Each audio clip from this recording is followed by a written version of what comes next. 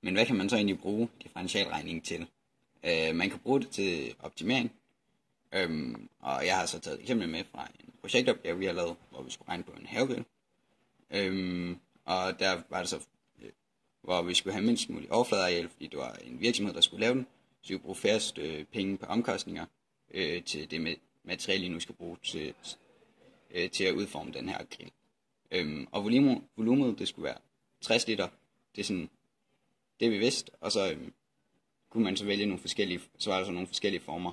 Her, i det her eksempel har jeg så taget en cylinderformet grill, hvor vi så har radius og højden, som vi så kan beskrive den ud fra, i det vi så kun regner med 2 ubekendte.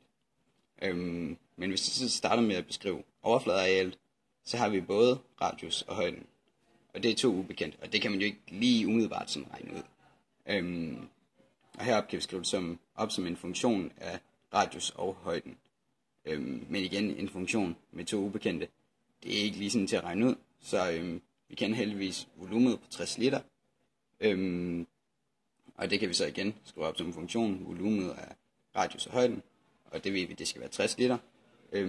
Og der har vi så pi gange radius i anden, så det er overfladeareal, og så gange højden, så får vi så volumet. Og det kan vi så omformulere, så vi isolerer h, altså højden, som vi kan sætte ind i den anden funktion, vi havde før.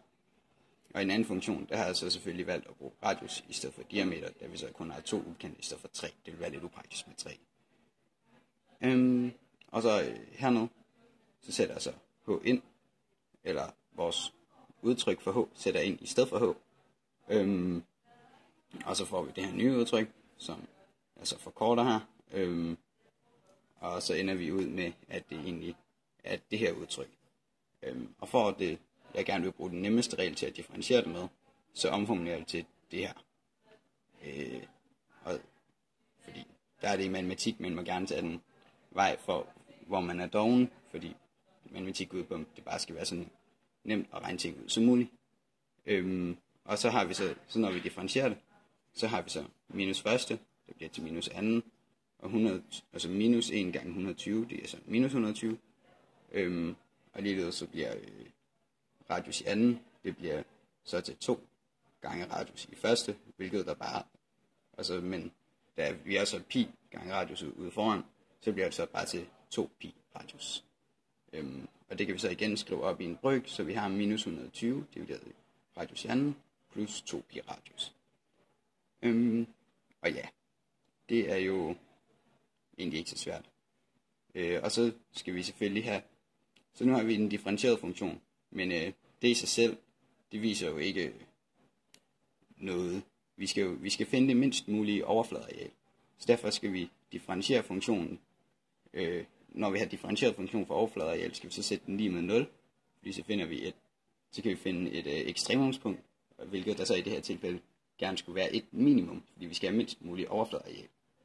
Og derfor så sætter vi så udtrykket her lige med 0, og så er så regnet ud med kastværktøj, i det her tilfælde Mabel, og derfor er så radius til at være 2,673. Men ja, det er ikke, men vi skal lige tjekke noget op på det delresultat, inden vi går videre. Yes.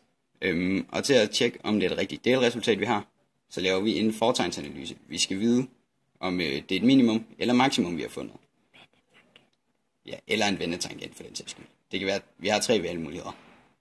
Eller 3 muligheder, det kan være. Vi kan ikke bare vælge en af dem. Så vi tager vores udtryk her, og så ind på radius plads, der vil vi så, når vi sætter vores, det vi har fundet, den værdi vi har fundet som radius, når vi sætter den ind, så vil vi det giver 0. Det kan vi nemt skrive. Men vi skal finde ud af, om den er stigende eller faldende inden. Så vi starter med at sætte en værdi ind på 2,5, da det er mindre end 2,673.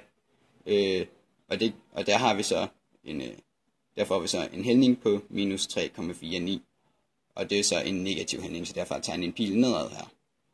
Og herover der sætter jeg så 2,8 ind, da det er større end vores værdi her. Og derfor har vi så en hældning på 2,29. Og det er en positiv værdi. Og da vi så har en negativ værdi og en positiv værdi bagefter, og den er flad her, så må det være et minimum, da den ikke kommer længere ned, end den ikke falder længere, når den vender her ved ekstremumspunktet. Så det er et minimum, vi har fundet. Så har vi fundet vores minimum, og derfor ved vi godt, at vi kan gå videre med vores udregninger med radius som 2,673. Så vil vi gerne kende vores højde, ellers har vi stadig ikke fået dimensioneret vores grill ordentligt. Og derfor så sætter vi det udtryk, vi isoleret fra højden tidligere. Der sætter vi bare vores radius ind. Og der får vi så, en højde, der i det her tilfælde er det samme som radius. 2,673 igen. Og vores tal her er i decimeter, da vi regner med liter, hvilket der er kubikdecimeter. Så regner vi med så får vi en længde i decimeter. Men vi passer det her volumen, vi så får, når vi bruger de her tal. Et glimrende spørgsmål. Så derfor tager vi vores funktion for volumen, og så sætter vi vores tal ind. Og her kan vi så se, at da vi har da radius og højde er det samme, så radius i anden, og så gange det her, vi også bare kunne kalde radius, det er det samme, som man kan sige radius i tredje. Og når vi har decimeter i tredje, så bliver vi i hvert fald, vi får et rumfang. Og det er så belejligt nok 60, vi får. Så vi får et rumfang på 60 kubikdecimeter, hvilket er det samme som liter. Derfor kan vi sige, at vores resultater de passer. Og hvis vi lige skal regne vores resultater om til en enhed, der ofte er brugt, men nemmere kan forholde sig til, fra decimeter, så ganger vi med 10, og så får vi det i centimeter, hvilket der er 26,73, der både er radius og højden. Og det var så den måde, man kunne bruge differentialregning til en opgave i praksis, hvor man kan optimere et produkt på forskellige vis.